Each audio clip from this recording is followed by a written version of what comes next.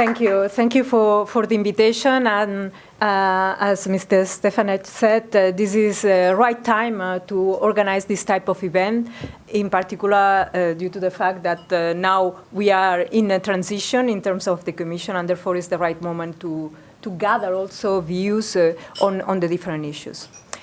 Concerning taxation, I'd like to say that the current tax agenda has largely been driven by the aftermath of the crisis and tax scandals.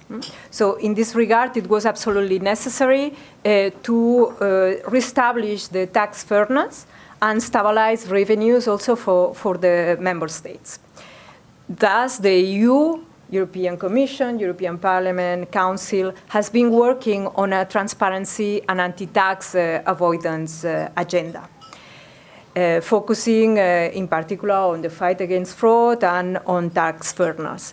And from the European Parliament side, the Tax 3 report on financial crimes, tax evasion, and tax avoidance is showing us that, yes, we have done a lot, but we need to do much more. At the same time, the world is changing. There is this technological progress, digital transformation, society is changing, and therefore it's absolutely necessary that from the EU side we are able to assess all what is happening and consider possible ways to change the legal framework when it is necessary. Which are these three key areas on which I, from my side, consider that digital transformation is playing a role in terms of taxation. First, I would like to highlight the business models. So new technologies are making the very rapid transformation of the digital economy and changing business models, changing also tax bases and the economic activities and how economic operators, being individual citizens to companies, are working in the market. So we see kind of dematerialization of goods and services, emergence of the use of blockchain, artificial intelligence, growth of cryptocurrencies, and the sharing and gig economy. So these trends will impact which tax will be collected. If we maintain the current tax system, there might be issues in terms of how many taxes will be collected. And also the kind of fragmentation in terms of clarity where the economy value is created. So it's blur. The current rules do not fit in terms of the new economic value creation. So that's why at European level in March last year, we presented already a package on how to tackle these digital tax elements. What is clear is that the current international tax framework, based in the 19th century tax principles, does not fit with the modern reality. And it's important to acknowledge the fact that the current corporate tax rules are misaligned with the new realities of value creation, and they drive, the current rules, excessive tax competition between countries, even within the European Union. Therefore, that's the reason why now it's not only at European level, but it's a global level, at G20 level, at OECD level, that discussions are taking place in order to find a solution that will reestablish this fairness in international taxation. Fairness between different companies, fairness between different categories of taxpayers, and fairness between countries.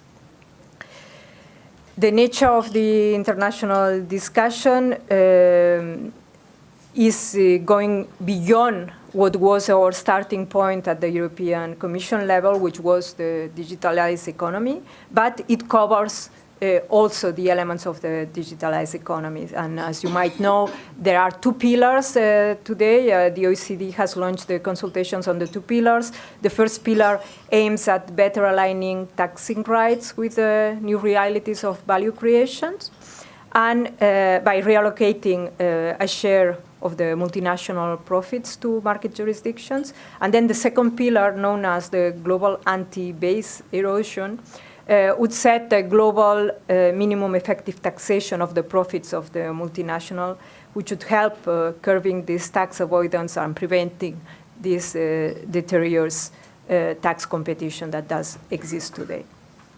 In addition to these direct taxation elements, on the indirect taxation side, the European Parliament provided opinion and the Council adopted the rules on the VAT commerce package, which intends again to provide new rules in the VAT area to simplify also the way the rules work and to make sure that fraud is tackled, so to avoid additional fraud. Second key area in terms of these new trends, challenges, the use of new technology can help ensuring compliance. So we consider that the new technologies are going to help, and they are doing already in some member states, because some tax administrations have already started using new technologies in order to help taxpayers to comply with tax rules.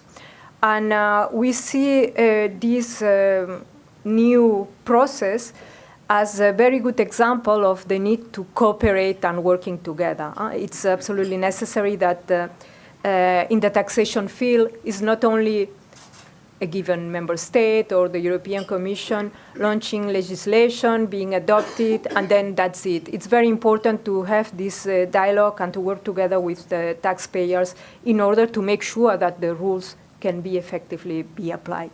And if we can use new IT technology in terms of simplifying this process, this would be welcome to design also the different tax solutions. And the third key area into this one is also tax administrations. But tax administrations in terms of ensuring that tax administrations become more effective and data-driven in this digitalized world.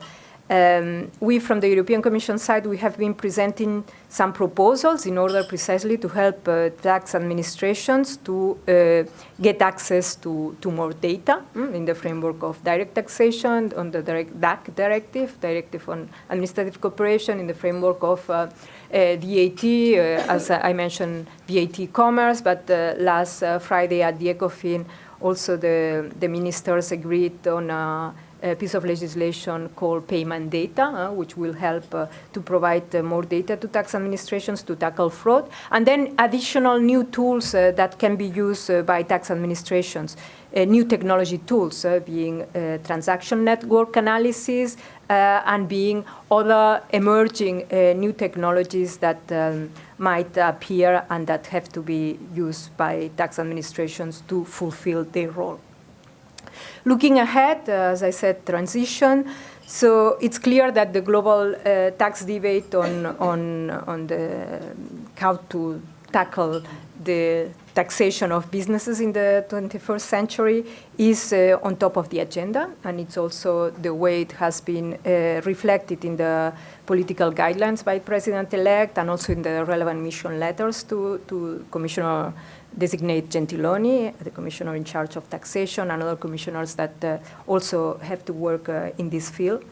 And in addition to that, what is clear also from our side is that we need to make sure that we create not only legal frameworks, but also the necessary networks for tax administrations to adapt to this new digitalization world, to these data-driven processes, to the new technologies, and to be able to make sure that on the one hand, the tax base remains stable and sustainable, because it's absolutely necessary to be able to finance all the health, education, infrastructures, investments in the right way, and to redesign also tax collections and enforcement for this modern age. As mentioned in the political guidelines and the mission letter for the Commissioner-designate Gentiloni, there are keywords that lead to this direction. And the goal, the intention here from the Commission side will be to tackle fraud better, to serve taxpayers better, and of course, to tax better, to make sure that there is a fair taxation in the EU. So thank you.